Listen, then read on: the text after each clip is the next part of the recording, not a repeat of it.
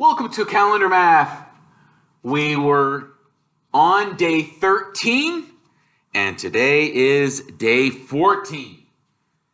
And since it's day 14, we will now add 1/100th to our party.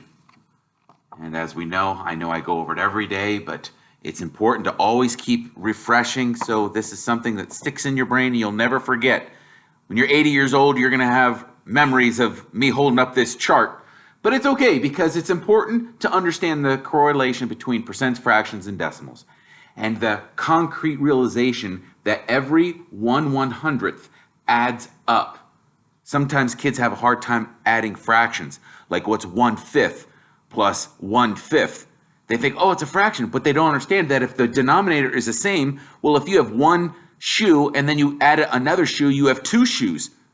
It's easy for us to do that when we're talking about wholes, but sometimes kids and even adults have a hard time when it's with fractions. And so as you see, we have 1/100ths and we're adding 13/100ths. Well, how many hundredths do we have now? We have 14/100ths. So you can see we're just adding the numerator. We're adding the parts that we have. The denominator stays the same because it's equal. Now, later on, we'll get in when the denominators are different, but right now, just really get that in your brain. Every single time you add a fraction and the denominators are the same or congruent, that means the pieces are cut up into the same, so you're adding like values. And so I'm going to put up for our ticker, I'm going to put 14 over 100. 14 hundredths.